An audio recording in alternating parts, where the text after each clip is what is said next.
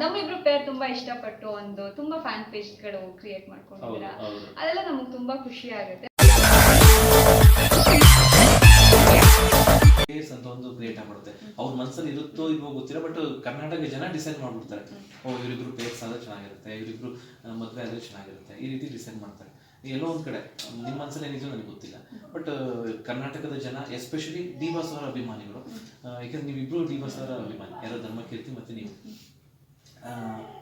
ಅಂದ್ರೆ ನಿಮ್ಮನ್ನ ಆ ರೀತಿ ಆಲ್ರೆಡಿ ಪೇರ್ಸ್ ಆಗಿ ನೋಡೋದಕ್ಕೆ ಇಷ್ಟಪಡ್ತಾ ಇದ್ದಾರೆ. ನಿಮ್ಮ ಮನಸ್ಸಲ್ಲಿ ಏನಿದೆ?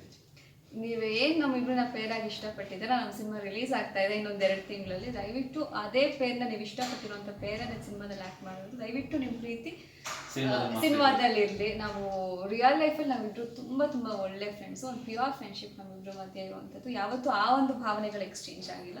ಯಾವತ್ತು ನಾನು ನಿಮ್ಮನ್ನು ಲವ್ ಮಾಡ್ತೀನಿ ಅಥವಾ ಇವ್ರು ನನ್ನ ಲವ್ ಮಾಡ್ತಾರೆ ಅನ್ನೋದು ಅವರು ನನ್ನ ಹತ್ರ ಹೇಳ್ಕೊಂಡಿಲ್ಲ, ನಾನು ಆ ಥರದ್ದು ಭಾವನೆಗಳನ್ನ ಶೇರ್ ಮಾಡ್ಕೊಂಡಿಲ್ಲ.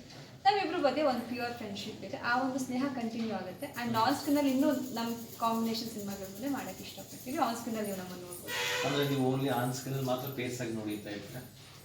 ನಾವು ಅಲ್ಲ, ಮೀನ್ಸ್ ಅಭಿಮಾನಿಗಳೇ ನಾವು ಆನ್ ಸ್ಕ್ರೀನ್ ಪೇರ್ ಆಗಿ ಬರ್ತೀವಿ, ಅಂದರೆ ಮೀನ್ಸ್ ಹೀರೋ ಹೀರೋನ್ ಆಗಿ ಬರ್ತೀವಿ.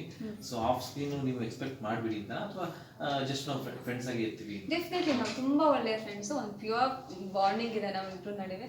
ಧರ್ಮ ಅವರು ಎಲ್ಲ ಕಡೆ ಹೇಳ್ದಂಗೆ ಹುಡುಗ ಅಥವಾ ಹುಡುಗಿ ಮಾತ್ರ ಬೆಸ್ಟ್ ಫ್ರೆಂಡ್ಸ್ ಆಗಿರೋದು ಅಷ್ಟೇ ಅಲ್ಲ, ಒಂದು ಹುಡುಗಿ ಒಂದು ಹುಡುಗನೂ ಬೆಸ್ಟ್ ಫ್ರೆಂಡ್ಸ್ ಆಗಿರ್ಬೋದು ಅನ್ನೋದಕ್ಕೆ ಎಕ್ಸಾಂಪಲ್ ನಾನು ಧರ್ಮ ಅವರೇ. ನಾವಿಬ್ರು ತುಂಬ ನಾನು ಹೇಳ್ದಂಗೆ ಪ್ಯೂರ್ ಫ್ರೆಂಡ್ಶಿಪ್ ನಮ್ಮಿಬ್ರು ನಡುವೆ ಇರೋದು. ಆ್ಯಂಡ್ ನಮ್ಮಿಬ್ರು ಪೇರ್ ತುಂಬಾ ಇಷ್ಟಪಟ್ಟು ಒಂದು ತುಂಬಾ ಫ್ಯಾನ್ ಪೇಜ್ಗಳು ಕ್ರಿಯೇಟ್ ಮಾಡ್ಕೊಂಡಿದ್ದೀರಾ. ಅದೆಲ್ಲ ನಮಗೆ ತುಂಬಾ ಖುಷಿ ಆಗುತ್ತೆ. ಸೊ ನಾವಿಬ್ರು ಒಟ್ಟಿಗೆ ಆ್ಯಕ್ಟ್ ಮಾಡಿರೋ ಕಾರಣ, 3 ಸಿನಿಮಾಗಳು ಆ್ಯಕ್ಟ್ ಮಾಡಿರೋ ಕಾರಣ, ಇನ್ನೂ ನಮಗೆ ಪ್ಲಸ್ ಇವಾಗ ಇನ್ನೊಂದು ಸಿನಿಮಾ ನಮ್ಗೆ ರಿಲೀಸ್ ಆಗ್ತಿರೋದಕ್ಕೆ ಆ ಒಂದು ಜೋಡಿ ಹಾಗೆ ಆನ್ ಸ್ಕ್ರೀನಲ್ಲಿ ಕಂಟಿನ್ಯೂ ಆಗುತ್ತೆ. ಇನ್ನೊಂದು 2 months ರಿಲೀಸ್ ಆಗ್ಬೋದು ಬ್ಯಾಂಗ್ಳೂರಿಂದ ಅಂತ. ದಯವಿಟ್ಟು ನಿಮ್ಮ ಪ್ರೀತಿ ನಮ್ಮ ಮೇಲೆ ನಮ್ಮ ಸಿನಿಮಾ ಮೇಲೆ ಇರಲಿ ಅಂತ ನಾನು ಕೇಳ್ಕೊತೀನಿ. ಒಂದು ವೇಳೆ ಮೇಡಮ್, ಆಕ್ಚುಲಿ ಇದು ನಾನು ಮತ್ತೆ ಕೇಳ್ತೀನಿ, ಆಕ್ಚುಲಿ ಅಭಿಮಾನಿಗಳಿಗೋಸ್ಕರ ಕೇಳ್ತೀನಿ ಅಷ್ಟೇ, ನನ್ನ ಇಂಟೆನ್ಷನ್ ಏನಲ್ಲ. ಒಂದ್ ವೇಳೆ ಆ ಥರ ಸಿಚುಯೇಷನ್ಸ್ ಬಂದ್ರೆ, ಅಥವಾ ನಿಮ್ಮ ಮನೆಯಲ್ಲೂ ಫೋರ್ಸ್ ಮಾಡಿ ಅಥವಾ ಅವ್ರ ಮನೆಯಲ್ಲೂ ಫೋರ್ಸ್ ಮಾಡಿ ಅಥವಾ ಆ ಥರ ಸಿಚುಯೇಷನ್ ಬಂದ್ರೆ ಅಕ್ಸೆಪ್ಟ್ ಮಾಡ್ಕೊತೀರಾ?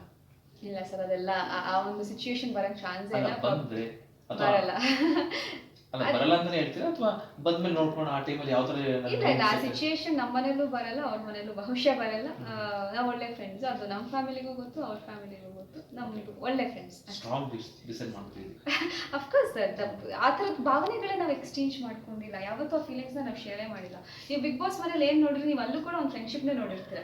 ನಾವೆಲ್ಲೂ ಫೇಕ್ ಕೂಡ ಮಾಡಿಲ್ಲ, ಏನೋ ಒಂದು ಕಂಟೆಂಟ್ ಕೊಡಬೇಕು ಅಂತ ಇಲ್ಲ. It was very genuine.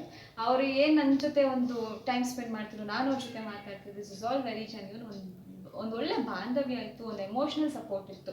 ಅಲ್ಲಿ ಹೊರಗೆ ಕೂಡ ಅದೇ ಕಂಟಿನ್ಯೂ ಆಗುತ್ತೆ ಬಿಟ್ಟು ನಾವಿಬ್ರು ಮಧ್ಯೆ ಆ ಥರ ಲವ್, ಮ್ಯಾರೇಜ್ ಈ ಥರದ್ದೆಲ್ಲ ಯಾವುದೇ ಫೀಲಿಂಗ್ಸ್ ಎಕ್ಸ್ಚೇಂಜ್ ಆಗಿಲ್ಲ.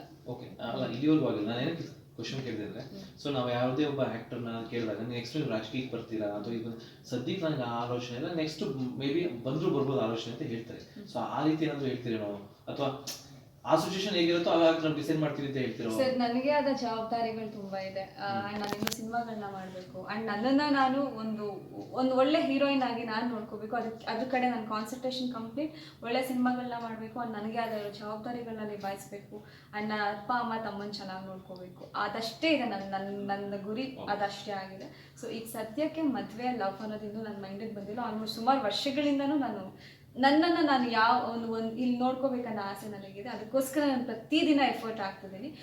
ಆ ಒಂದು ಮೈಂಡ್ ಸೆಟ್ ಇರಬೇಕು. ನಾನು ಯಾವ ಕಡೆನೂ ಡೈವರ್ಟ್ ಆಗೋಕ್ಕೆ ಇಷ್ಟಪಡಲ್ಲ. ಸೊ ನನ್ನ ಜವಾಬ್ದಾರಿಗಳಿಂದ ಅದನ್ನು ಫುಲ್ಫಿಲ್ ಮಾಡಿ ನನ್ನ ಅಪ್ಪ ಅಮ್ಮ ತಮ್ಮನ್ನ ಎಷ್ಟು ಚೆನ್ನಾಗಿ ನೋಡ್ಕೋಬೋದು ಅದನ್ನು ನಾನು ನಿಭಾಯಿಸಿ, ಆ್ಯಂಡ್ ನನ್ನ ಕರ್ತವ್ಯ, ನನ್ನ ಸಿನಿಮಾಗಳನ್ನ ಮಾಡೋ ಆಸೆ ಏನಿದೆ, ಅದು ಯಾವ ಭಾಷೆ ಆಗಿದ್ರು ನಾನು ಒಳ್ಳೆ ಸಿನಿಮಾಗಳನ್ನ ಮಾಡಬೇಕನ್ನೋ ಆಸೆ ಇದೆ. ಸೊ ಅದ್ರ ಕಡೆ ನನ್ನ ಗಮನ ಇದೆ ಈಗ ಆ್ಯಸ್ ಆಫ್ ನೌ. ಕೆರಿಯರ್ನ ಕಾನ್ಸಂಟ್ರೇಟ್ ಮಾಡ್ತಿದ್ದೀನಿ.